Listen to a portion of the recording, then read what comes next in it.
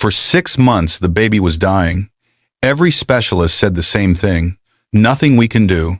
His father spent over $2 million, flew to 3 continents, begged the world's best doctors to look one more time. They all said no hope.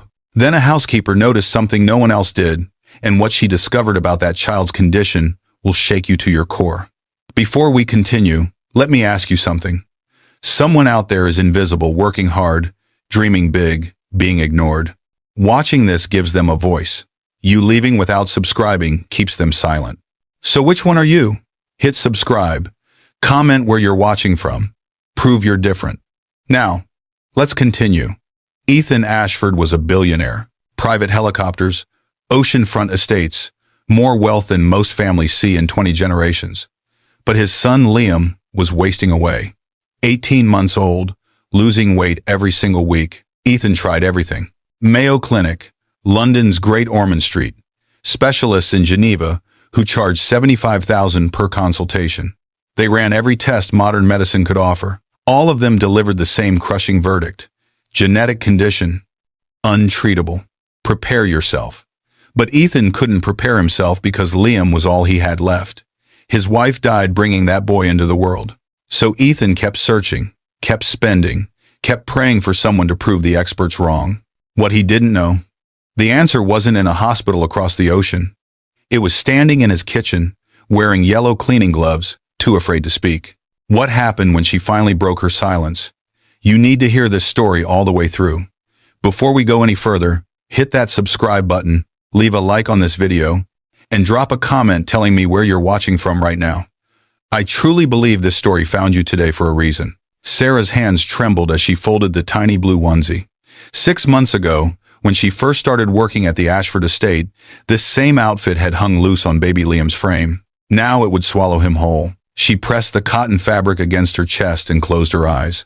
The laundry room suddenly felt smaller, the air thicker. Through the wall, she could hear Mrs. Chen's sharp voice directing the gardening staff, reminding everyone that Mr. Ashford expected perfection, always perfect. Sarah had learned that lesson her first week when she'd moved a decorative pillow 2 inches to the left and received a 15-minute lecture about maintaining the integrity of the household aesthetic. But pillows didn't matter. Not really. What mattered was upstairs in the nursery, barely moving, barely breathing. Sarah set down the onesie and picked up one of Liam's cotton blankets. It still carried that baby powder smell, but underneath it, she detected something else. Something that made her stomach turn. The faint scent of a body starting to consume itself. She'd smelled it before. 3 years ago. On her son Jacob. The memory hit like always, sudden and vicious. Jacob at 18 months, the same age Liam was now. The way his cheeks had hollowed out week by week. The way his eyes had grown too large for his face. The way he'd stopped reaching for his toys, stopped babbling, stopped being a baby, and started being a ghost. The doctors had called it failure to thrive. Genetic, they said. Unfortunate, they said. Nothing we can do, they said. They'd said that right up until the morning Sarah found him cold in his crib. She squeezed her eyes shut tighter, but the tears came anyway. They always did when she let herself remember. When she let herself feel the weight of what she'd lost because she'd trusted the experts. Because she'd believed that people with medical degrees and fancy offices knew more than a mother's instinct, screaming that something was wrong, something fixable, something simple. After Jacob died, Sarah had spent every night for 6 months reading medical journals she could barely understand, researching every condition that matched his symptoms, joining online support groups for parents who'd lost children. She wasn't a doctor. She didn't have credentials. But grief made her obsessed, and obsession made her knowledgeable in ways that terrified her. Because now she knew. She knew what had killed her son, and she was watching it kill another child. Sarah! Mrs. Chen's voice cut through the laundry room like a blade. The kitchen floors need mopping before Mr. Ashford returns from the office. And make sure you use the proper solution this time. Last week, you left streaks. Sarah wiped her face quickly and grabbed the folded laundry basket. Yes, Mrs. Chen. She climbed the service stairs to the second floor, her footsteps silent on the plush carpet. The Ashford mansion had 42 rooms. Sarah had counted during her first week, trying to memorize the layout so she wouldn't get lost. Trying to prove she belonged here, even though Mrs. Chen reminded her daily that housekeepers were invisible, interchangeable, easily replaced. The nursery door was cracked open. Sarah hesitated, then pushed it wider. Liam lay in his crib, awake but motionless. His eyes tracked her movement as she entered, but he didn't smile, didn't make a sound. Babies his age should be pulling themselves up, babbling, demanding attention. Liam just watched the world like he was already saying goodbye to it. Sarah set down the laundry and approached the crib slowly. "Hey, sweet boy," she whispered. "I brought your clean blankets." She reached down and gently lifted him. He weighed almost nothing. When she'd started this job 6 months ago, he'd been a healthy 24 pounds. Now, maybe 16. His diaper hung loose. His arms were sticks. Through his thin cotton shirt, she could count every single rib. This was exactly how Jacob had looked. Exactly. Sarah carried Liam to the changing table and laid him down carefully. He didn't cry, didn't fuss, just stared at the ceiling with those enormous, sunken eyes. She changed his diaper with practiced efficiency, then picked him up again and held him against her shoulder. His head rested in the crook of her neck, so light, so fragile. "I know what's wrong with you," she whispered into his downy hair. "I know, baby, I know." But knowing didn't matter if she couldn't speak. The nursery door opened wider. Sarah's heart jumped into her throat as Ethan Ashford stepped inside. He was still wearing his suit from the office, navy blue and perfectly tailored. His dark hair was slightly disheveled, like he'd been running his hands through it. The lines around his eyes had deepened since Sarah had started working here. Grief aged people faster than time ever could. "Sorry," Sarah said quickly, stepping back. "I was just bringing the laundry. I'll get out of your way." "No, it's fine." Ethan's voice was rough, exhausted. He looked at his son in Sarah's arms, and something cracked in his expression. "How is he today?" Sarah knew what she was supposed to say. The same thing she said every day. "He's resting comfortably, Mr. Ashford." But the words caught in her throat as Liam let out a soft whimper against her shoulder. Not a cry, just a sound that meant existing hurt. Ethan heard it too. He crossed the nursery in 3 strides and held out his arms. Sarah transferred Liam carefully, watching as the billionaire cradled his dying son. "We have another appointment tomorrow," Ethan said, more to himself than to Sarah. "Dr. Morrison from Stanford. He specializes in pediatric genetic disorders. Maybe he'll see something the others missed. Maybe," he trailed off. They both knew maybe it meant nothing anymore. Sarah watched Ethan rock Liam gently, watched this powerful man reduced to helplessness by something money couldn't fix. Her fingers tightened on the empty laundry basket. The words were right there, burning in her chest. She could say them right now. She could tell him what she saw, what she knew, what could save his son. But then she heard Mrs. Chen's footsteps in the hallway. "Mr. Ashford, your conference call with Tokyo starts in 10 minutes, the estate manager said from the doorway. Then her sharp eyes landed on Sarah. "And Sarah, the kitchen floors are waiting. We don't pay you to socialize." Sarah's moment evaporated. She ducked her head and hurried past Mrs. Chen, past her chance to speak, past everything that mattered. As she descended the service stairs, her phone buzzed in her pocket. A text from Emma's school nurse. "Emma had another asthma episode today. She needs her inhaler refilled urgently. Please pick up prescription by Friday." Sarah stopped on the landing and checked her bank account. $89. The inhaler cost $340. She got paid next Tuesday. Emma needed the medication by Friday. And if Sarah spoke up about Liam, if she crossed the line Mrs. Chen had drawn, she'd be fired by tomorrow. No severance, no reference. No way to get another job that paid enough to keep her daughter breathing. Sarah closed her eyes and leaned against the wall. Upstairs, Liam was dying from something she could fix. At home, Emma was struggling to breathe from something Sarah couldn't afford to treat.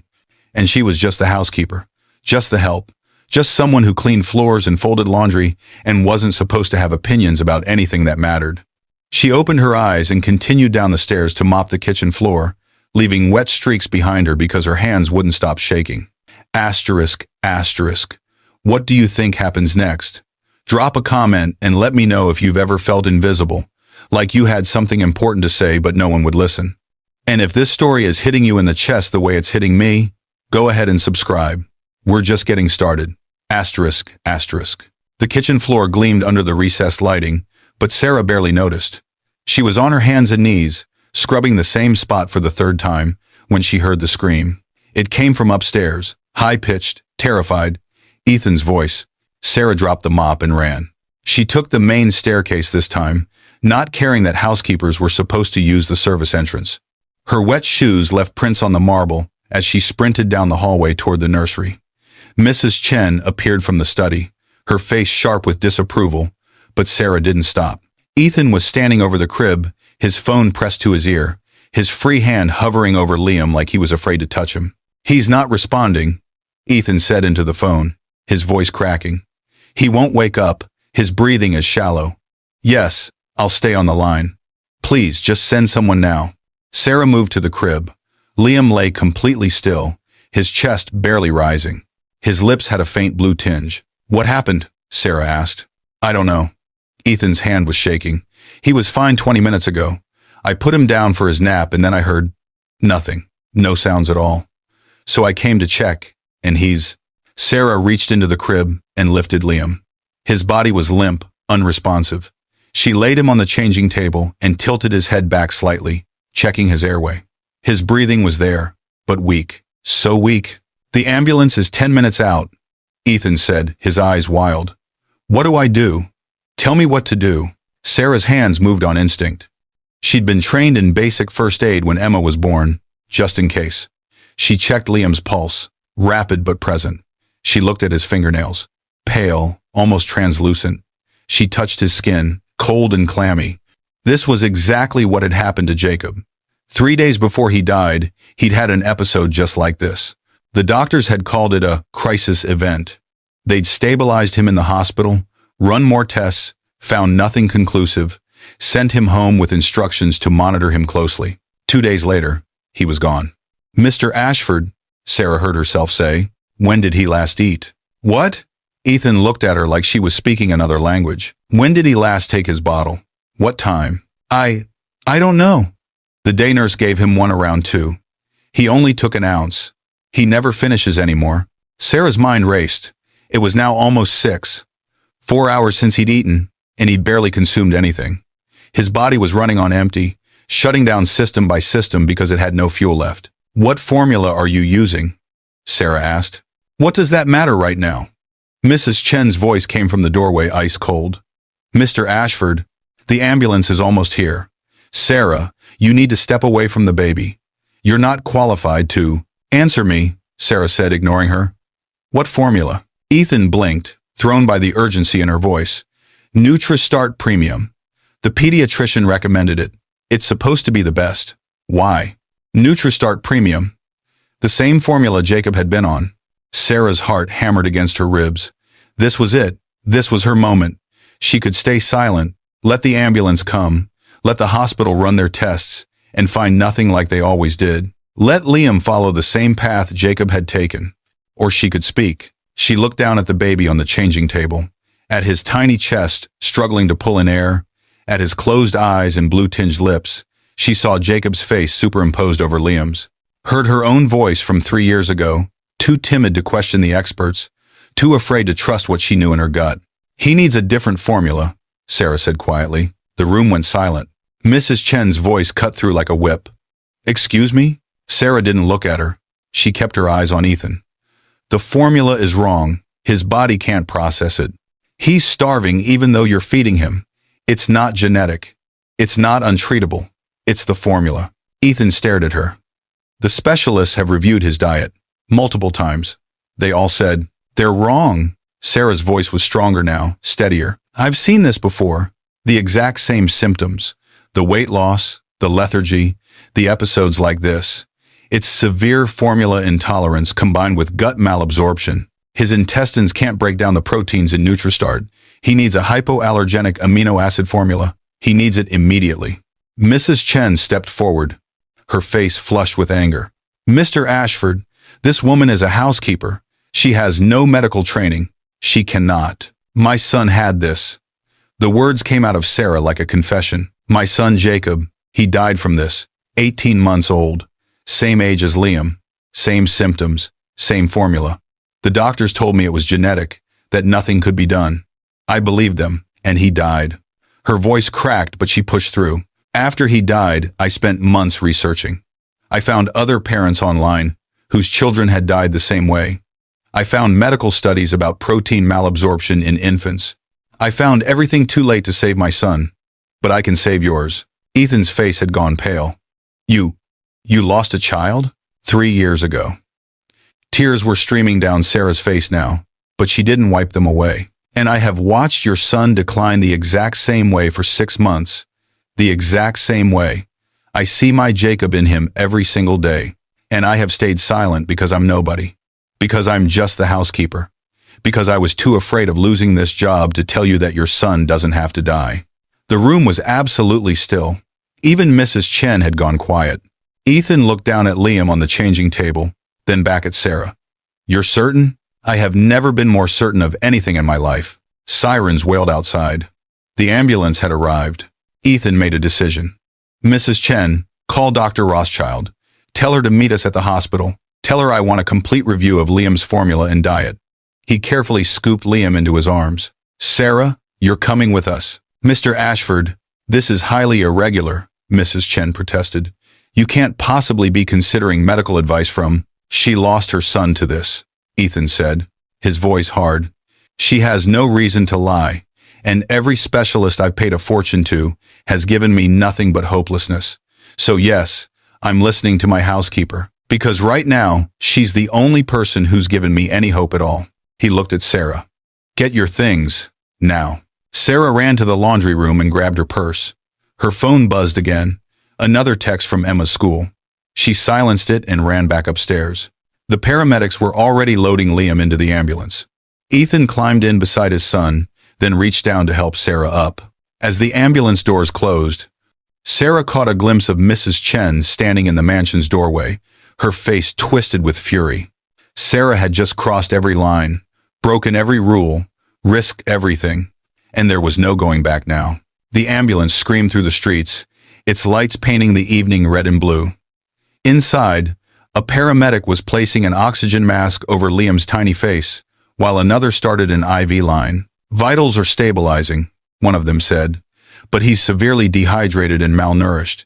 When did he last eat? 4 hours ago, Ethan said, but he barely takes anything anymore. He won't. His voice trailed off as he looked at Sarah across the ambulance bay. Tell me everything you know. So Sarah did. She told him about Jacob, about the months of decline that matched Liam's exactly, about the doctors who'd run every test and found nothing, about the morning she'd found her son dead, about the online support groups she joined afterward, where dozens of mothers shared nearly identical stories, about the medical research papers she'd printed and highlighted, trying to understand what had killed her baby, about the simple answer that had been missed again and again because it seemed too obvious. The proteins in standard formulas are too complex for some babies to digest, Sarah explained, her words coming fast. It's rare, but it happens. Their intestines can't break down the cow's milk proteins, so even though they're eating, their bodies can't absorb any nutrients. They literally starve while being fed. The only solution is switching to an amino acid-based formula where the proteins are already broken down. Ethan listened to every word. Then he asked the question Sarah had been dreading. Why didn't you tell me sooner? Sarah looked down at her hands. Because I'm a housekeeper. Because Mrs. Chen warned me on my first day not to overstep. Because I've been fired from 3 jobs in the past 2 years for speaking out of turn. Because I have a daughter at home who needs medication I can barely afford, and I need this job to keep her alive. Because I was terrified of being wrong again. Again? I suspected something was wrong with Jacob, Sarah whispered. Weeks before he died. But the doctors were so confident. They had degrees and experience and authority. And I was just a scared mom. So I doubted myself. I stayed quiet, and he died. I swore I would never make that mistake again.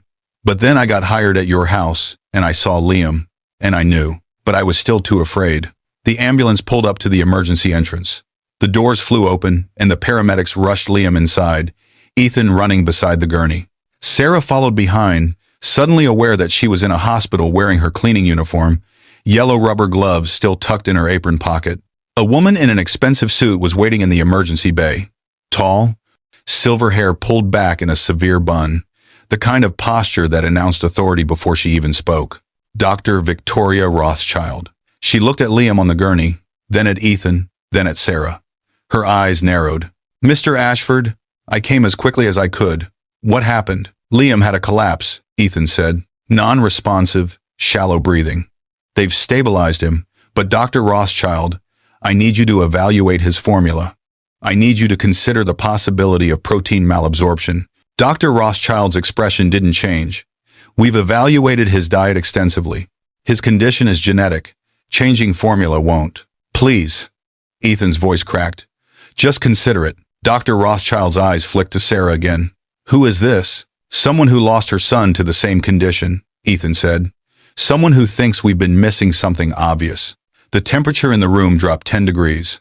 Dr. Rothschild's professional smile never wavered, but her eyes went cold. "Mr. Ashford, I understand you're desperate, but I cannot and will not adjust treatment based on the anecdotal experience of—" She looked at Sarah's uniform. "Unqualified staff. I have been a pediatric specialist for 23 years. I have reviewed Liam's case with colleagues at Johns Hopkins and Boston Children's. His condition is congenital and progressive. Formula changes will not reverse genetic reality." "Then test him," Sarah heard herself say. "Do an endoscopy. Check his intestinal lining for damage. Run an amino acid absorption panel. If I'm wrong, you'll prove it. If I'm right, you'll save his life." Dr. Rothschild turned to face Sarah fully. "And where exactly did you receive your medical degree?" "I didn't." "Your nursing credentials?" "I don't have any." "Then on what possible authority are you suggesting medical interventions?" Sarah met her gaze. "The authority of a mother who watched her child die from medical negligence. The authority of someone who spent 3 years researching what killed her son. The authority of someone who has been watching another child die the exact same way and can't stay silent anymore." The silence that followed was deafening. Dr. Rothschild turned to Ethan. "Mr. Ashford, I must strongly advise against entertaining these suggestions. This woman is not qualified to do the tests," Ethan said quietly. "Excuse me? Do the tests. All of them. The endoscopy, the absorption panels, whatever needs to be done." He looked at Dr. Rothschild with an expression Sarah had never seen before. "Steel wrapped in desperation, because I have spent $2.3 million on specialists who have all told me to accept my son's death, and the only person who's offered any alternative is someone making $12 an hour to clean my floors. So yes, doctor, I'm listening to my housekeeper, and you're going to prove her either right or wrong. Tonight." Dr. Rothschild's jaw tightened. "Very well. But when these tests come back normal, I expect a full apology for wasting the hospital's time and resources on unfounded speculation." She turned and walked away, her heels clicking sharply against the linoleum. Sarah's legs went weak. She leaned against the wall, suddenly unable to stand. Ethan was beside her in a moment. "Are you all right?" "I just accused one of the country's top pediatric specialists of being wrong," Sarah whispered. "I just risked my daughter's medication, my rent, everything. You also might have saved my son's life." Sarah looked up at him. "Or I might have just destroyed mine. Asterisk, asterisk. Have you ever taken a risk that could have cost you everything? Have you ever spoken up when everyone told you to stay quiet? Let me know in the comments. And if you're invested in what happens next, hit that subscribe button, because this story is about to take a turn nobody saw coming." Asterisk, asterisk. The waiting room smelled like disinfectant and fear. Sarah sat in a plastic chair, her cleaning uniform drawing stares from the other families waiting for news. She checked her phone. 3 more texts from Emma's school, one from her landlord about next month's rent, one from her phone company about an overdue bill. She put the phone face down on her lap and closed her eyes. Ethan had been gone for 2 hours. They'd taken Liam to the pediatric intensive care unit to run tests. Dr. Rothschild had been very clear that Sarah was not permitted in the examination areas. "Family only," she'd said, with a pointed look at Sarah's uniform. So Sarah waited, and waited, and tried not to think about what would happen if she was wrong. The automatic doors slid open. Mrs. Chen walked in, moving with the purposeful stride of someone on a mission. She spotted Sarah immediately and crossed the waiting room in 6 sharp clicks of her heels. "You're fired," she said without preamble. "Effective immediately.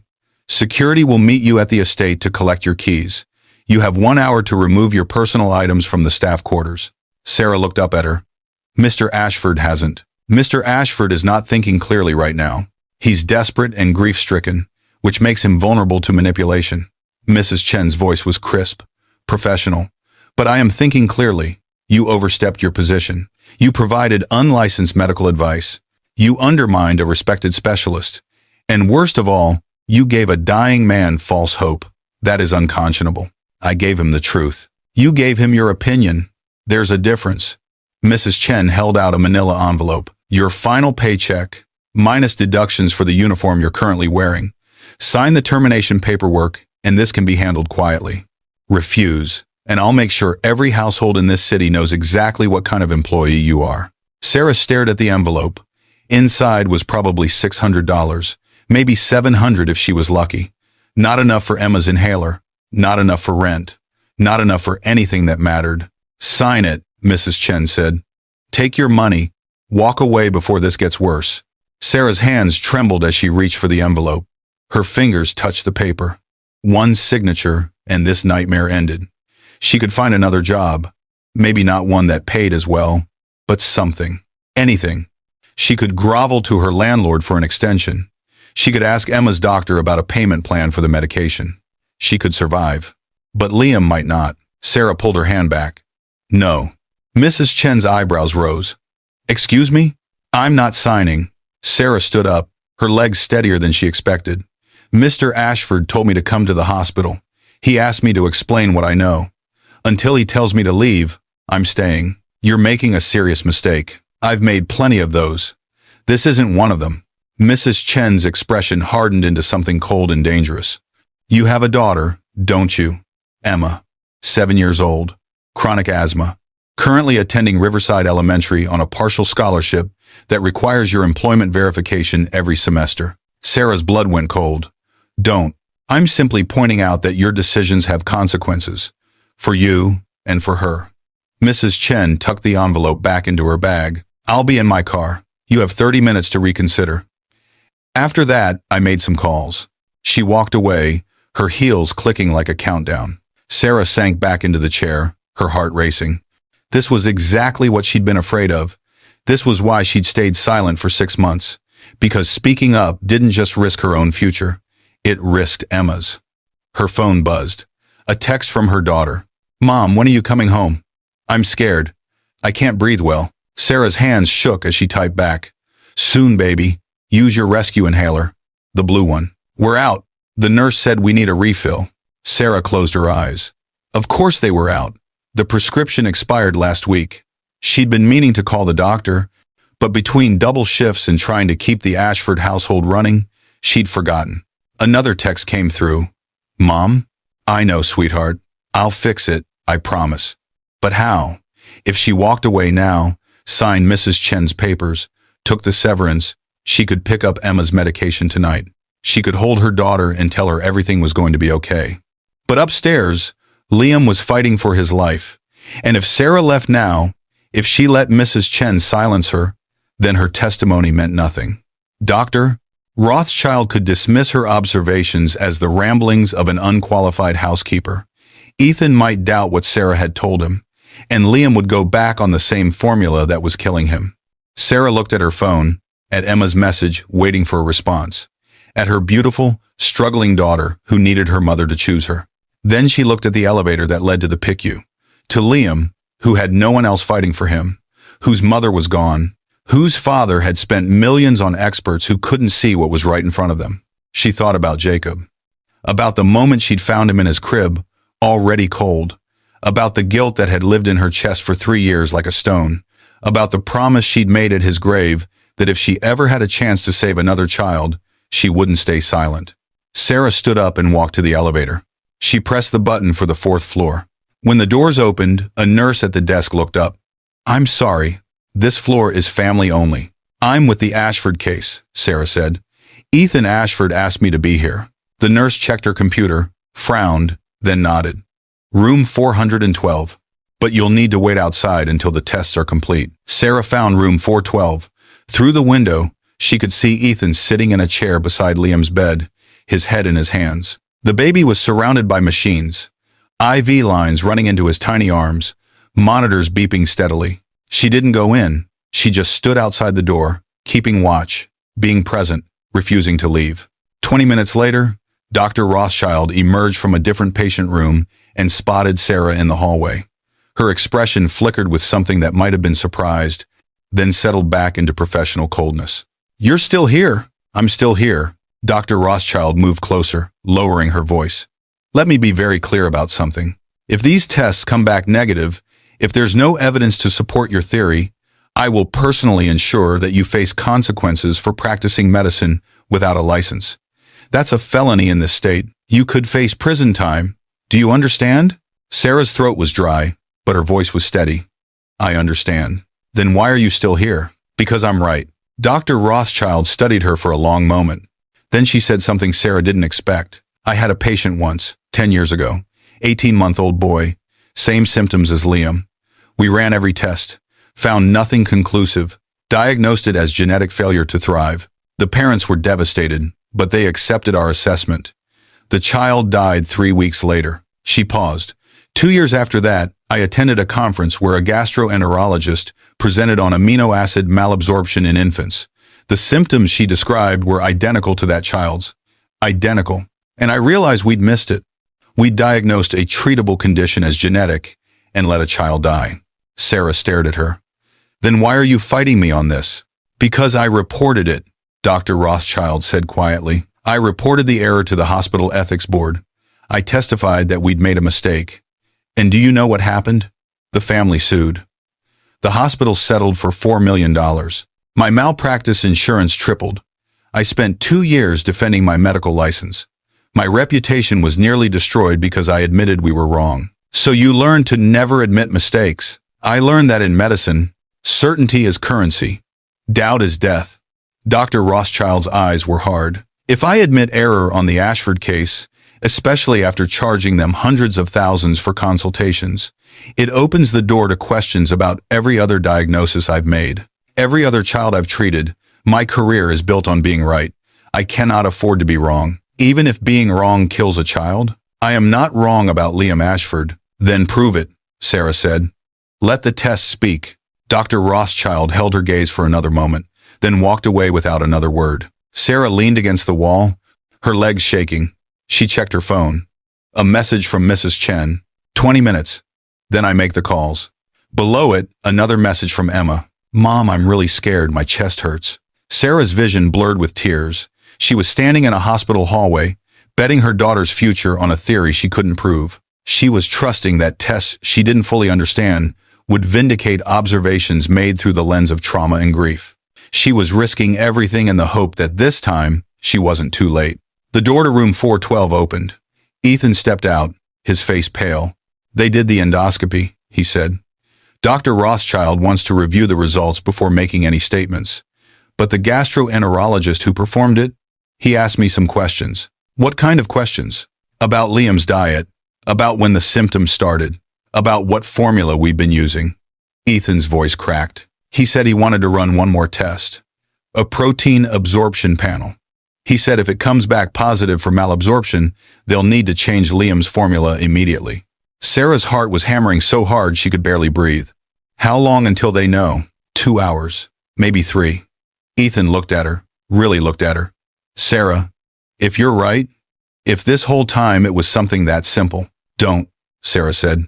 "Don't do that to yourself. You trusted the experts. You did everything you could. I trusted the wrong people. You trusted the people you were supposed to trust." Sarah's voice was gentle. "The system failed, Liam. Not you." Ethan was quiet for a moment. Then he asked, "Your son, Jacob, what happened after he died? Did you sue?" Sarah shook her head. "I couldn't afford a lawyer. And I didn't have proof. Just a mother's instinct that came too late. She looked through the window at Liam, so small in that hospital bed. I couldn't save my son, but maybe I can save yours." Ethan pulled out his phone and made a call. "Victoria, it's Ethan Ashford. I need you to put me through to your chief of staff." "Yes, I'm aware of the hour. This is not a request." He waited, then spoke again. "This is Ethan Ashford. I'm calling about Dr. Victoria Rothschild." "No, not a complaint. A question. If test results prove that a diagnosis was incorrect, what's your hospital's policy on treatment adjustment?" "I see. And if there's resistance from the attending physician?" "Understood. I'll be documenting this conversation." Thank you. He hung up and looked at Sarah. Whatever these tests show, Liam gets the right treatment. I don't care who disagrees. Sarah's phone buzzed again. Mrs. Chen, time's up. I'm making the calls now. Then another message appeared, from a number Sarah didn't recognize. Miss Walker, this is Principal Rodriguez from Riverside Elementary. We've been informed of a change in your employment status. Per school policy, Emma's scholarship requires current verification of parental employment. We'll need updated documentation by Friday, or we'll have to discuss alternative arrangements. Sarah's hands went numb. It was starting. Mrs. Chen was already making good on her threat. Another message. Her landlord. Sarah, I got a call from someone claiming to be your employer. They said you've been terminated. I need to know if this is true because we'll need to reassess your lease. Sarah's breath came in short gasps. Everything was falling apart. Everything. Ethan noticed. What's wrong? Sarah couldn't speak. She just handed him her phone. He read the messages, his expression darkening with each one. Then he made another call. Margaret Chen. This is Ethan Ashford. No, I'm not calling about your recommendation that Sarah be terminated. I'm calling to inform you that you're fired. I don't particularly care what you think you're doing.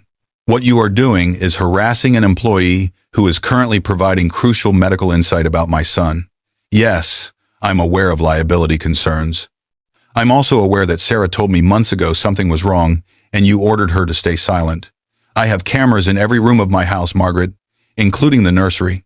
I have footage of you threatening Sarah not to overstep her station when she tried to mention Liam's condition. So here's what's going to happen. You're going to immediately call Riverside Elementary, Sarah's landlord, and anyone else you contacted in the last 30 minutes. You're going to retract everything you said, and then you're going to collect your personal items and vacate my property. Security will escort you. That's not a request. He ended the call and handed the phone back to Sarah. It's handled. Sarah stared at him. You just fired your estate manager. I fired someone who was protecting liability over my son's life. There's a difference. He looked at her. How much do you need for your daughter's medication? Mr. Ashford, I didn't tell you about Liam to get money. I know that, but your daughter needs medication, and you need to not worry about rent while we wait for these test results. So I'm asking, how much? Sarah's throat was tight. The inhaler is $340. Rent is $1,200. But I can't. Ethan pulled out his phone and made a transfer. Sarah's phone buzzed. A notification from her bank. Deposit, $10,000. Sarah's legs gave out. She would have hit the floor if Ethan hadn't caught her arm. That covers medication, rent, and whatever else you need, he said. Consider it in advance on your new position. What new position? I don't know yet. But I know I'm not letting you go back to scrubbing floors. He helped her to a chair. Sarah, if you're right about Liam, you'll have saved his life using knowledge you gain from the worst experience a parent can endure. That kind of insight is valuable. That kind of courage is rare. So whatever happens in the next few hours, you're not going back to being invisible. Understood? Sarah couldn't speak. She just nodded. They sat in silence for a while. Then Sarah pulled out her phone and texted Emma. Baby, everything's okay. I'm getting your medicine tonight, and Mom's coming home soon. I love you so much. Emma's response came immediately. I love you too, Mom. Are you helping someone? Sarah smiled through her tears. Yes, sweetheart. I'm trying to. Then take your time. That's important work. Sarah closed her eyes and let herself breathe. For the first time in 6 months, she wasn't alone in this. For the first time in 3 years, she wasn't powerless. And for the first time since Jacob died, she was finally fighting for something that mattered. 2 hours and 47 minutes later, a doctor Sarah didn't recognize came out of the lab. He was young, maybe 30, with dark circles under his eyes that suggested a long shift. He looked at Ethan and Sarah, then at the chart in his hands. Mr. Ashford, I'm Dr. Patel, pediatric gastroenterologist. I have Liam's results. Ethan stood up so fast his chair scraped backward. And? Dr. Patel glanced at Sarah, then back at Ethan. The endoscopy showed significant intestinal damage, consistent with chronic protein malabsorption.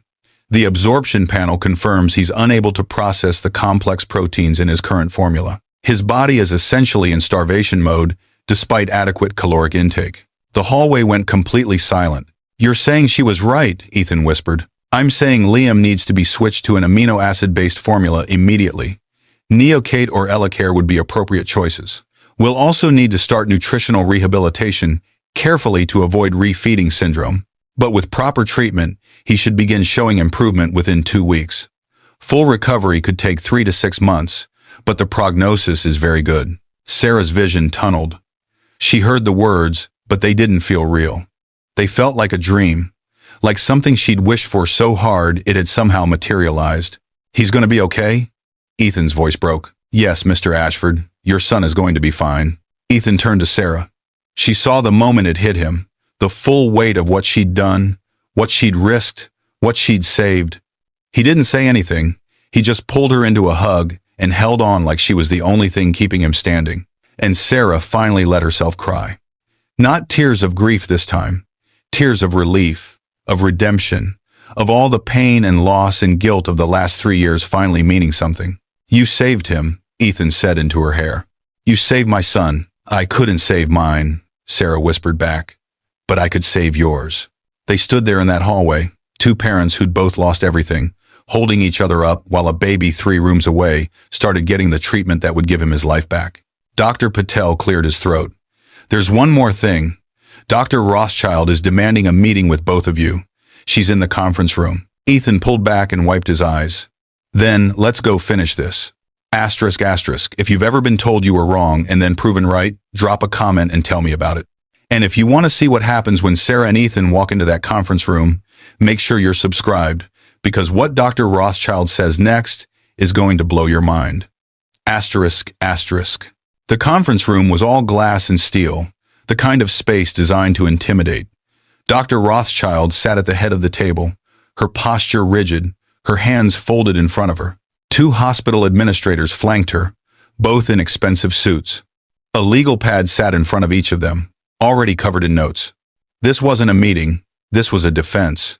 Ethan entered first, Sarah behind him. She felt every eye in the room assess her uniform, her lack of credentials, her presumption to be here at all. Mr. Ashford, Dr. Rothschild began, her voice professionally neutral. I've asked you here to discuss the test results and the path forward for Liam's treatment. The path forward is simple, Ethan said, sitting down without being invited. You switch him to the formula Sarah recommended. You start treatment immediately. And you explain to me how a housekeeper diagnosed my son in 6 months when you couldn't do it in 3 years. One of the administrators, a man with silver hair and a practiced smile, leaned forward. Mr. Ashford, I'm James Whitmore, Chief of Staff. I want to assure you that we take diagnostic accuracy very seriously. Dr. Rothschild has been reviewing Liam's case, and there were several complicating factors that made this particular condition difficult to identify, such as the genetic markers that initially suggested congenital issues, the atypical presentation, the fact that Liam's symptoms didn't follow the classic progression we typically see with formula intolerance. Sarah couldn't stay quiet. They followed it exactly. Weight loss, lethargy, failure to thrive. That's textbook protein malabsorption. Dr. Rothschild's eyes locked onto Sarah like a laser. And yet, when I reviewed Liam's records 6 months ago, his blood work showed no indicators of malabsorption. His amino acid levels were within normal ranges. There was no clinical evidence to suggest formula intolerance. Because you were looking at the wrong tests, Sarah said. Her voice was steadier than she felt. Amino acid levels can appear normal in early-stage malabsorption because the body is compensating by breaking down muscle tissue. You needed an intestinal biopsy. You needed to look at the gut lining itself. That's where the damage shows up first. And how exactly does a housekeeper know that? Because I read the autopsy report on my son. Sarah's voice didn't waver. I read every medical journal I could find about pediatric malabsorption. I joined support groups with parents whose children died from the same thing. I educated myself because the experts who were supposed to save my child didn't. The room went silent. The second administrator, a woman with sharp features and calculating eyes, spoke up. Miss Walker, we sympathize with your loss, but you must understand that practicing medicine without a license is a serious offense. You provided medical advice. You recommended specific treatments. That crosses legal boundaries. I told my father what I observed, Sarah said. I shared my personal experience. That's not practicing medicine. That's being human. You recommended a specific formula, doctor. Rothschild interjected. You diagnosed a medical condition. You contradicted the professional assessment of multiple board-certified physicians. And I was right. The words hung in the air like a grenade. Dr. Rothschild's jaw tightened. The tests show protein malabsorption. But that doesn't mean my original diagnosis was incorrect. Liam may have multiple conditions presenting simultaneously. The genetic factors I identified, there are no genetic factors. Dr. Patel's voice came from the doorway. He walked in, still holding Liam's chart. I've reviewed everything. The markers, Doctor Rothschild identified as genetic were actually secondary indicators of chronic malnutrition. Once we correct the formula intolerance, those markers should normalize within months. This isn't a genetic condition. It never was. Dr. Rothschild stood up. Dr. Patel, this is a private consultation with the family. And I'm Liam's attending gastroenterologist as of an hour ago. Mr. Ashford requested the transfer. Dr. Patel set the chart on the table. I've also been reviewing hospital records. This is the third case of infant protein malabsorption that's been misdiagnosed as genetic in this hospital in the past 5 years. All 3 children died. All 3 were under Dr. Rothschild's care. The temperature in the room dropped. That is an outrageous accusation, Dr. Rothschild said, but her voice had lost its edge. Those cases were complex. The diagnoses were confirmed by multiple specialists. The diagnoses were wrong, Dr. Patel said quietly, and those children died because no one questioned them. James Whitmore stood up. Dr. Patel, I think we need to table this discussion until what? Ethan's voice cut through the room like a blade. Until you figure out how to spin this? Until you calculate how much it'll cost to settle? My son almost died because your hospital prioritizes reputation over accuracy. Because admitting error is more terrifying than losing a child. He turned to Dr. Rothschild. How much did I pay you? For consultations, second opinions, specialist referrals? Dr. Rothschild didn't answer. $780,000, Ethan said. I have the receipts. And you know what I got for that? Nothing. Less than nothing. I got false certainty. I got told to make arrangements for my son's death. I got advised to stop hoping. He looked at Sarah. And the person who actually saved him makes $12 an hour cleaning toilets. Mr. Ashford, the female administrator said carefully, we understand your frustration, but we need to discuss this rationally. The hospital is prepared to offer a comprehensive review of Liam's care, and of course we'll waive all future treatment costs. You think this is about money? Ethan's laugh was bitter. I have money. What I don't have is 3 years of my son's life that you stole with your incompetence. He stood up. Here's what's going to happen. You're going to transfer Liam to Dr. Patel's care immediately. You're going to provide the formula he needs and any other treatment he requires. And then you're going to review every single case, Doctor. Rothschild has diagnosed as genetic failure to thrive in the past 10 years. Because if there are other families out there who lost children to treatable conditions, they deserve to know. That would be a violation of patient confidentiality, Whitmore said. Then get consent. Reach out to the families. Tell them the truth. Ethan's voice was hard. Or I will, publicly, with documentation, and we'll see how many other parents come forward with stories about specialists who were too proud to admit they were wrong. Dr. Rothschild finally spoke, her voice barely above a whisper. Mr. Ashford, I understand you're angry, but I need you to consider what you're asking. If we reopen old cases, if we admit diagnostic errors, the lawsuits will destroy this hospital. Departments will close. Research programs will shut down. Patients will suffer. Children are already suffering, Sarah said. Children are dying, and you're more worried about lawsuits than lives. Dr. Rothschild looked at her, and for the first time, something cracked in her professional facade. You don't understand what it's like. The weight of these decisions. The pressure to be certain. I have treated thousands of children, saved hundreds of lives, but all anyone will remember are the mistakes. Then stop making them, Sarah said simply. Stop protecting your reputation and start protecting the children you're supposed to save. The room was silent for a long moment. Finally, James Whitmore spoke. Dr. Rothschild, I think you should take a leave of absence. Effective immediately. We'll bring in a consultant to review your recent cases. Mr. Ashford, Dr. Patel will assume full responsibility for Liam's care. Miss Walker. He paused, clearly unsure what to do with her. Miss Walker is coming with me, Ethan said. She's no longer a hospital concern. Actually, Dr. Patel said, I'd like to hire her. Everyone turned to look at him. I'm serious, Dr. Patel continued. I run a pediatric gastroenterology clinic. We see complex cases all the time, and we make mistakes. Having someone on staff who's actually lived through these conditions, who can recognize patterns from a parent's perspective, that's valuable.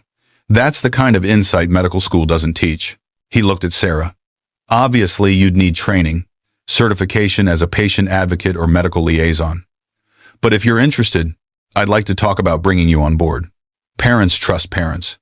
And sometimes the best diagnostic tool is someone who's already walked through the nightmare. Sarah stared at him. You want to hire me? To work in medicine? I want to hire you to make sure we don't miss what the experts miss. To be the voice that asks uncomfortable questions. To remember that behind every case file is a family who deserves the truth. Dr. Patel smiled slightly. Plus, you've already proven you're better at this than most of us. Might as well make it official. Ethan was nodding. Do it. Whatever training she needs, whatever certification, I'll fund it.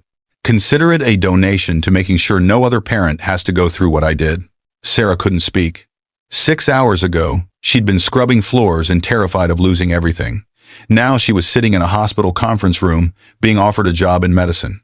Being valued for the exact knowledge that had cost her everything. Her voice cracked. I need to think about it. I need to talk to my daughter. Of course, Dr. Patel said. Take your time. The offer stands whenever you're ready. Ethan stood up. I'm done here. I'm going to be with my son. Sarah, are you coming? Sarah stood on shaky legs and followed him out of the conference room. Behind them, she heard Whitmore and the other administrator already strategizing, talking about damage control and media management. But Sarah didn't care about any of that. She cared about the little boy 4 floors up who was finally getting the help he needed. They rode the elevator in silence. When the doors opened on the 4th floor, Ethan turned to her. I need to apologize, he said. For what? For not seeing you. For 6 months, you were in my house every day. You watched my son get worse, and I never once asked your opinion. Never once considered that you might have insights worth hearing. I treated you like furniture, like you were invisible. That's what housekeepers are supposed to be, Sarah said quietly. No, that's what I told myself to justify not seeing people as people. Ethan's eyes were red. My wife used to say that the measure of a person isn't how they treat their equals, it's how they treat people who can't do anything for them. I failed that test. Spectacularly. You were grieving. You were desperate. That's not an excuse. He looked at her. You lost a child. You were desperate too, but you still risked everything to save mine. That's courage I'll never have. Sarah shook her head. You listened. When I finally spoke up, when I broke every rule, you listened. Most people wouldn't have. Most people would have called security and had me removed. You heard me. That took courage too. They walked to Liam's room together. Through the window, Sarah could see a nurse adjusting his IV, adding a new bag. The amino acid formula. The thing that would save his life. Can I ask you something? Ethan said. Your son, Jacob. Tell me about him. Sarah was quiet for a moment. Then she smiled. A real smile for the first time in hours. He loved trucks. Any kind of truck. Fire trucks, garbage trucks, construction trucks. He had this little red dump truck he carried everywhere. Even slept with it. Her voice was soft with memory. He had this laugh, this giggle that would just bubble up out of nowhere. And he loved being held. He'd reach his arms up and say, up until you picked him up. And then he'd just rest his head on your shoulder and sigh like he was the happiest kid in the world. He sounds wonderful. He was everything. Sarah's eyes filled with tears, and I couldn't save him. I tried. I fought, but I didn't know enough. I wasn't brave enough, and I lost him. But you saved Liam. I saved Liam, Sarah agreed. And maybe that's why Jacob came into my life. Maybe that's why I had to go through all that pain, so I'd recognize it, so I'd know what to do, so one child could live, even though mine couldn't. She looked at Ethan. I don't believe everything happens for a reason. I think that's something people say to make tragedy feel less random. But I do believe we can choose what our pain means. And I'm choosing to believe Jacob's death can mean something if it saves other children. If it makes me brave enough to speak up next time. If it turns my worst experience into something that helps instead of just hurts. Ethan was quiet for a long moment. Then he said, "There's a scholarship fund at Columbia for non-traditional students pursuing medical degrees. It's for people who want to become doctors but don't fit the typical profile. I fund it. 5 full scholarships a year, including living expenses." Sarah looked at him. "If you wanted to go to medical school," Ethan continued, "if you wanted to become the kind of doctor who actually listens to parents, who values observation over credentials, who remembers what it feels like to be powerless, that scholarship is yours. No application needed. Just say yes. I'm 32 years old. I have a GED. I haven't taken a science class since high school. And you just diagnosed a condition that 3 teams of specialists missed. You did that with Google and grief and determination. Imagine what you could do with actual training." Ethan's voice was gentle. "You don't have to decide now, but think about it. Because doctors like you, who've lived through loss, who understand what it's like to be dismissed and disbelieved, medicine needs more of those." Desperately. Sarah didn't know what to say. She just nodded. They stood outside Liam's room for a while longer, watching the nurses work, watching the machines monitor his vitals, watching a baby who'd been dying start the long journey back to life. Sarah's phone buzzed. A text from Emma. "Mom." Mrs. Chen called and said she was sorry for calling the school. She said there was a misunderstanding. "Principal Rodriguez said everything's fine with my scholarship now." "What happened?" Sarah smiled and typed back. "Just some grown-up stuff, baby. Everything's okay now. I'm bringing your medicine home tonight, and Mom has some big news to tell you." "Good news?" "Really good news. I knew you were helping someone important. Love you, Mom." "Love you more, sweetheart." Sarah put her phone away and looked at Ethan. "I should go home. Emma's waiting." "Of course." Ethan pulled out his wallet and handed her a business card. "That's my personal number, not the estate line. If you need anything, if Emma needs anything, call me, day or night. You're not alone anymore, Sarah. You understand that?" Sarah took the card. "Thank you. For listening. For believing me. For," her voice caught, "for letting me save him. Thank you for being brave enough to speak." Ethan's voice was rough. "You gave me my son back. I'll spend the rest of my life grateful for that." Sarah nodded, not trusting herself to speak anymore. She turned to leave, then stopped. "Mr. Ashford, when Liam's older, when he asks about this, tell him. Tell him what happened. Tell him that sometimes the people who save us aren't the ones we expect.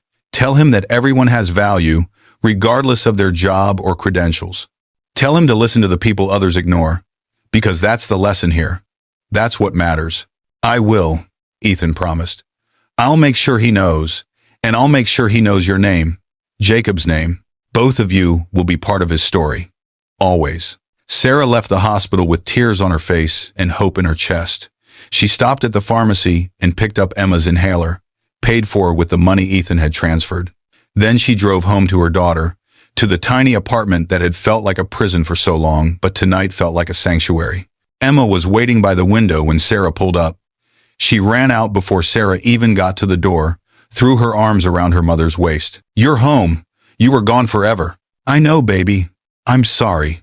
Sarah held her tight, breathing in the smell of her hair, feeling her solid warmth. "But I'm here now, and I have your medicine." They went inside. Sarah helped Emma with her inhaler, watched her breathing ease, felt the tightness in her own chest finally release. "Mom?" Emma looked up at her. "You're crying. Is something wrong?" "No, sweetheart. Everything's right." Finally, Sarah pulled her daughter close. "I have so much to tell you. About today. About what happened. About what might happen next. Is it about the baby you were helping?" "How did you know I was helping a baby?" Emma shrugged. "I just knew. You had that look. The one you get when you're thinking about Jacob." "Were you?" Sarah nodded. "Yes. I was thinking about your brother, and about how much I miss him, but also about how he taught me something important. He taught me to be brave, to speak up, to trust what I know, even when everyone else says I'm wrong." "Did the baby get better?" "He's going to be okay. It'll take time, but he's going to be fine." Emma smiled. "Good. Jacob would be happy you helped." Sarah's tears came harder then. She held her daughter and cried for everything she'd lost and everything she'd found. For Jacob, who died teaching her lessons she'd needed for today. For Liam, who'd lived because she'd finally been brave enough to use them. For Emma, who'd suffered through her mother's grief and fear and come out the other side, still believing in hope. And for herself, For the woman who'd spent 3 years invisible, voiceless, powerless, and had finally remembered how to stand up and speak truth, no matter the cost.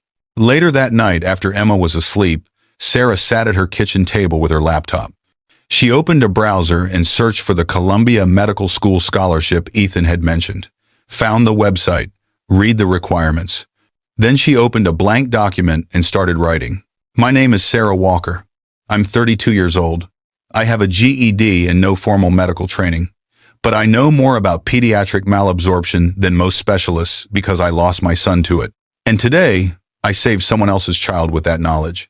This is why I want to become a doctor. She wrote for hours, wrote about Jacob, about grief, about everything she'd learned in the darkest period of her life, about how loss had educated her in ways no classroom ever could, about how she wanted to be the kind of doctor who listened to parents, who valued lived experience, who remembered that medicine wasn't just science, it was humanity. When she finished, the sun was starting to rise. Sarah saved the document and closed her laptop. She didn't know if she'd actually apply. Didn't know if she was ready to walk away from the life she'd built, however humble. Didn't know if she had the courage to go back to school at 32, to sit in classes with kids 10 years younger, to compete for grades and prove she belonged. But for the first time in 3 years, she believed it might be possible. For the first time since Jacob died, she could imagine a future that wasn't just about surviving. And that was enough. For tonight, that was more than enough. Asterisk, asterisk. Have you ever had a moment where loss turned into purpose? Where pain became power? Share your story in the comments. And if this journey is touching something in you, hit that subscribe button. Because Sarah's story isn't over yet. Asterisk, asterisk. 6 months later, Sarah stood outside the Ashford estate, her hand resting on the iron gate. She'd been gone for half a year, but the property looked exactly the same. Immaculate hedges, pristine driveway, the kind of perfection that took an army of staff to maintain. She wasn't staffed anymore. The gate swung open automatically. Ethan must have seen her on the camera. She walked up the long driveway, her footsteps echoing differently now. Not the hurried shuffle of someone late for work, the steady pace of someone who belonged. The front door opened before she reached it. Ethan stood there, casual in jeans and a sweater. He looked different, lighter. The grief that had carved lines in his face had softened into something gentler. Sarah. His smile was genuine, warm. You made it. Wouldn't miss it. She climbed the steps and he pulled her into a hug. 6 months ago, that would have been unthinkable. Now it felt natural. Emma's already here, Ethan said as they walked inside. She and Liam are in the playroom. Fair warning, it's chaos. Sarah heard it before she saw it. Laughter. Real, bubbling, joyful laughter. The sound of children actually playing. She followed Ethan through the house past the kitchen where she'd once mopped floors, past the living room where she'd dusted furniture, past the laundry room where she'd folded tiny onesies and cried over memories. Every room held ghosts of who she'd been, but they didn't haunt her anymore. The playroom door was open. Emma sat on the floor, surrounded by toy trucks, and next to her, a little boy with bright eyes and pink cheeks was making engine noises as he crashed a red dump truck into a block tower. Liam. Sarah's breath caught. She'd seen pictures, of course. Ethan sent updates every week, but seeing him in person, healthy and alive and playing, it hit differently. He'd gained all the weight back and then some. He was sturdy now, solid. His skin had color. His eyes sparkled with mischief. He moved like a child should move, with energy and purpose and absolute confidence that his body would do what he wanted. He looked nothing like the dying baby she'd held 6 months ago. Mom! Emma jumped up and ran to Sarah. Look, Liam loves trucks just like Jacob did. I've been telling him all about Jacob's red dump truck, and Mr. Ashford found one exactly like it. Sarah looked at Ethan. He shrugged, but his eyes were suspiciously bright, figured it was appropriate. Liam's favorite toy is the truck that honors the boy who saved his life. Sarah knelt down as Liam toddled over to her, clutching the red truck. He looked up at her with curious eyes, not recognizing her, but not afraid either. Truck, he announced proudly, holding it up. That's a very good truck, Sarah said, her voice thick. The best truck. Liam grinned and went back to playing with Emma, who immediately launched into an elaborate story about a fire truck saving a construction site. He talks now, Sarah said, watching them play. Constantly, Ethan said. Full sentences. Questions about everything. He's curious about the whole world. Makes up for lost time, I guess. And his health? Perfect. Dr. Patel says he's completely on track developmentally. No lasting damage. It's like those 6 months never happened. Ethan paused. Except they did happen, and I'll never forget what you did. Sarah stood up. How's the review going? Of the other cases? Ethan's expression darkened. We found 8. 8 children who died in the past decade with similar diagnoses to Liam's. Dr. Patel reviewed their records. 6 of them showed clear signs of protein malabsorption that were missed. 6 families who lost children to something treatable. Are they suing? 3 of them are. Not for money, they don't want settlements. They want acknowledgement.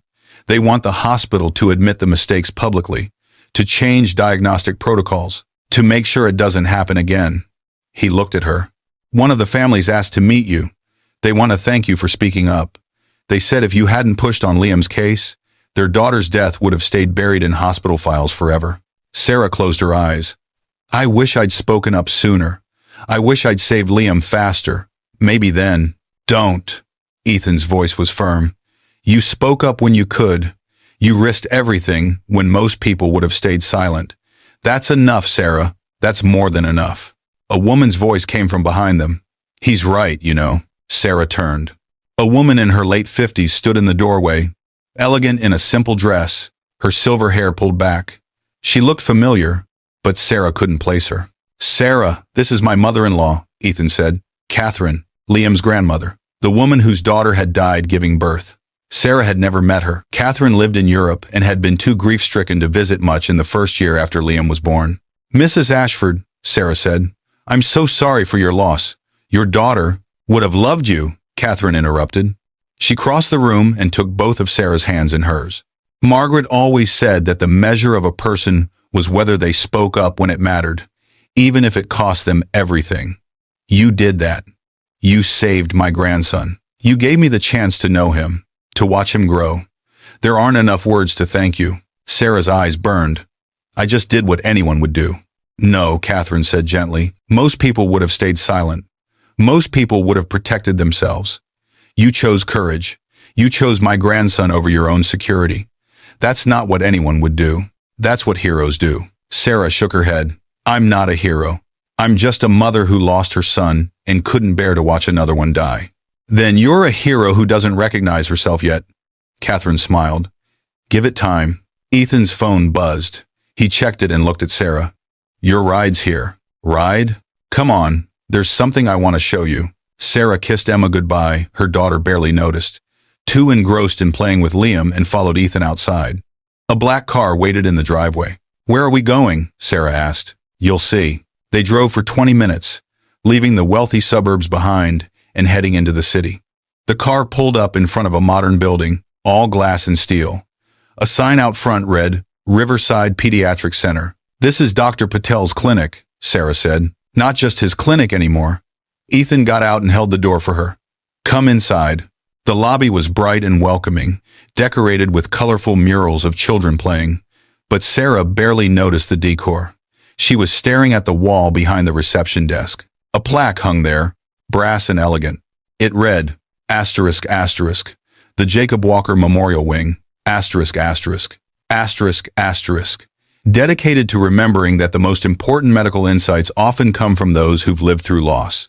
In honor of Jacob Walker, 2019 to 2022, whose short life taught his mother the knowledge that saved another child, and whose memory reminds us to listen to parents, value lived experience, and never dismiss the observations of those who love children most. Asterisk, asterisk. Sarah couldn't breathe, couldn't speak, couldn't do anything but stare at her son's name on that wall. The wing is for complex pediatric cases, Ethan said quietly. Cases where the diagnosis isn't clear, where multiple specialists have weighed in and no one can agree. It's staffed by doctors, yes, but also by patient advocates, people who've been through medical trauma, parents who've lost children or watched them suffer, people who can see what the experts miss because they've lived it. He turned to her. Dr. Patel wants you to run it. He's been holding the position open for 6 months, waiting for you to finish your training. Sarah finally found her voice. My training? The medical advocacy program at Columbia. The one you've been taking classes for. Ethan smiled. Did you think I didn't know? You got the second highest score in your cohort on the midterm exam. Dr. Patel's been watching your progress. He says you're a natural. I'm not done yet. I don't graduate until next month. I know. That's why we're having this conversation now. Ethan pulled an envelope from his jacket. This is a formal job offer. Director of Patient Advocacy for the Jacob Walker Memorial Wing. Salary of $95,000 a year. Full benefits, including health insurance for you and Emma. You'd work with families whose children have complex diagnoses. You'd train other advocates. You'd make sure that what happened to Jacob, and what almost happened to Liam, doesn't happen to other children. Sarah took the envelope with shaking hands. Why? Why would you do all this? Because you saved my son. Because Jacob's death meant something. Because medicine needs people like you, who aren't afraid to challenge authority when lives are at stake. Ethan's voice was thick with emotion. And because Margaret would have wanted this, she always said the system was broken. That doctors stopped listening to patients. That credentials mattered more than compassion. She was trying to figure out how to fix it when she got pregnant.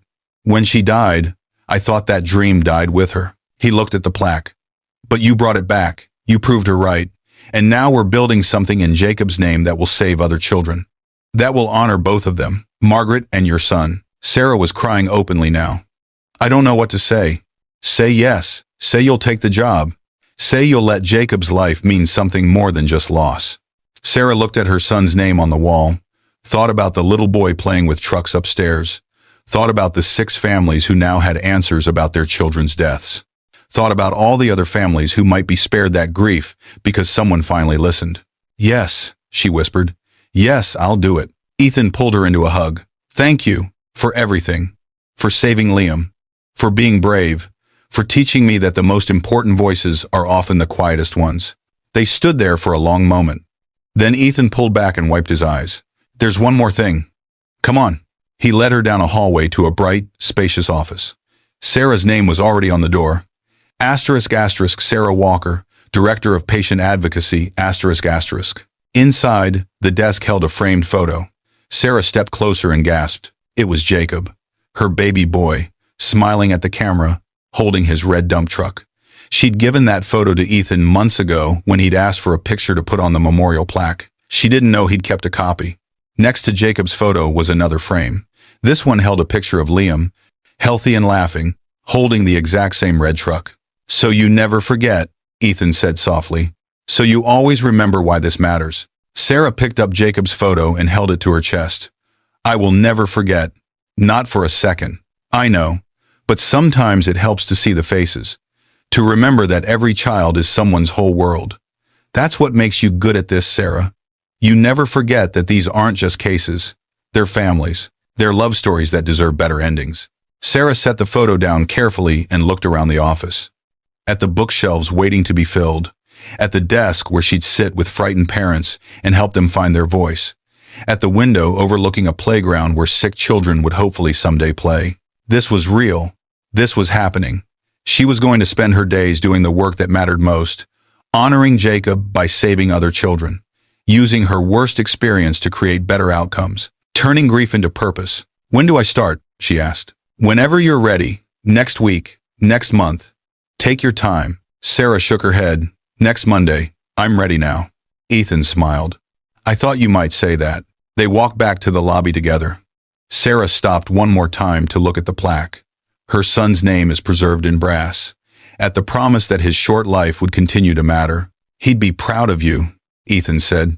Jacob, if he could see what you've done, how you turned your pain into purpose, he'd be so proud. I hope so, Sarah whispered. I hope he knows. He knows. They drove back to the estate. Emma and Liam were still playing in the playroom, now joined by Catherine, who was reading them a story. Sarah stood in the doorway and watched her daughter laugh. Watched Liam climb into his grandmother's lap, watched 2 children from completely different worlds, connected by tragedy and triumph. Emma looked up and saw her mother. Mom, are you staying for dinner? Mr. Ashford says he's making spaghetti. I'm staying, Sarah said. I'm definitely staying. They ate dinner together, all of them. Sarah and Emma, Ethan and Liam and Catherine. They sat around the dining room table, where Sarah had once served meals as staff, but now sat as family. As equals. as people connected by something deeper than employment or social class. As people who'd survived, lost together, and chosen to build something beautiful from the ashes. After dinner, Sarah helped put Liam to bed. He'd requested that Emma read him a story, so the four of them crowded into the nursery, the same room where Sarah had once held a dying baby, and whispered promises she wasn't sure she could keep. Emma read about trucks and adventures. Liam's eyes got heavy. By the time Emma finished, he was asleep, the red dump truck clutched in his hand. Sarah tucked the blanket around him and kissed his forehead. "Sleep well, sweet boy. You're so loved." Ethan stood in the doorway, watching. When Sarah and Emma came out, he walked them to their car. "See you Monday?" he asked. "Monday," Sarah confirmed. "I'll be there early." "Sarah!" Ethan's voice stopped her before she got in the car. "Thank you for reminding me what matters, for teaching me to see people, for saving my son, for everything." "Thank you for listening," Sarah said. "For believing me when you had no reason to, for honoring Jacob, for giving my pain purpose." They looked at each other for a long moment. Two parents who'd both been broken by loss, who'd both found each other in the darkness, who'd both chosen to turn their grief into something that helped others. "We're going to save a lot of children," Ethan said. "The Jacob Walker Memorial Wing. It's going to change lives." "We're going to try," Sarah agreed. "We're going to do everything we can to make sure no other parent goes through what we did." She got in the car with Emma. As they drove away, she looked back at the estate in the rearview mirror. 6 months ago, she'd left that place in shame and terror, fired and frightened, and certain her life was over. Now she was driving away as the director of a medical advocacy program, as someone who'd turned her biggest loss into her greatest purpose, as a woman who'd found her voice and used it to save a life. Emma dozed in the passenger seat, exhausted from playing. Sarah reached over and squeezed her daughter's hand. "I love you, baby girl," she whispered. "Love you too, Mom," Emma mumbled sleepily. "Jacob would be happy today. I can feel it." Sarah smiled through her tears. "Yeah, sweetheart, I think he would be." She drove home through the city streets as the sun set, painting everything gold and red. She thought about Jacob, about the baby boy who died too soon, but whose death had taught her everything she needed to know to save another child. About the son she'd never stop grieving, but who would live on through every child she helped in his name. She thought about Liam, about the miracle of watching him go from dying to thriving, about the responsibility she now carried to make sure his survival meant other children survived too. She thought about Emma, about the daughter who'd been so patient through years of grief and struggle, who deserved to see her mother strong and purposeful and making a difference in the world. And she thought about herself, about the housekeeper who'd found courage, about the grieving mother who'd turned pain into power, about the woman who'd learned that sometimes being invisible makes you see things others miss, that sometimes having nothing to lose gives you everything to fight for. Sarah pulled into the parking lot of their apartment building. It was still small, still modest, but it didn't feel like a prison anymore. It felt like home. She woke Emma gently, and they walked inside together. Emma went to brush her teeth while Sarah stood in the living room, looking at the shelf where Jacob's photo lived. She picked it up and ran her thumb over his smiling face. "We did it, baby boy," she whispered. "We saved him. And we're going to save so many more. Your life mattered, Jacob. It mattered so much, and I'm going to spend the rest of mine making sure everyone knows it." She set the photo back carefully, right next to a new one, a picture from today of Liam and Emma playing together, both of them laughing, both of them holding red dump trucks. Emma came out in her pajamas and hugged her mother tight. "Best day ever, Mom." "Yeah," Sarah agreed, holding her daughter close. "Best day ever." That night, after Emma was asleep, Sarah sat at her kitchen table one more time. She opened her laptop and started drafting an email to Dr. Patel about her first week at the Jacob Walker Memorial Wing, about the cases she wanted to review, about the protocols she wanted to implement, about how they could create a system where parents' observations were valued as much as doctors' diagnoses. She worked late into the night, fueled by purpose and hope, and the absolute certainty that she was finally doing what she was meant to do. She was honoring her son by saving other people's children. She was using her voice to amplify the voices of parents who felt unheard. She was proving that loss doesn't have to be the end of the story, it can be the beginning of something that helps others. When she finally closed her laptop and went to bed, Sarah didn't dream of Jacob dying. For the first time in 3 years, She dreamed of him living, playing, laughing, running through fields of red trucks and blue skies. And when she woke up Monday morning to start her first day as Director of Patient Advocacy, she wasn't afraid anymore. She was ready. Ready to save children. Ready to honor Jacob. Ready to prove that sometimes the most powerful person in the room is the one everyone underestimated. Ready to make sure that invisible people were finally seen. Sarah Walker had found her purpose, and she was just getting started. This story is for everyone who's ever been dismissed, overlooked, or told they don't matter. For every parent who knew something was wrong, but was told they were overreacting. For everyone who turned their worst pain into their greatest purpose. If this story moved you, do 3 things. 1. Hit subscribe so you never miss stories like this, real stories about real courage. 2. Leave a comment telling me about a time you spoke up when it was hard. Your story matters. I want to hear it. 3. Share this video with someone who needs to remember that their voice has power, even when the world tries to silence them. Remember, the people who change the world are often the ones nobody expected to matter. Be that person. Speak up. Your voice could save a life. Until next time, keep believing that invisible people can do extraordinary things.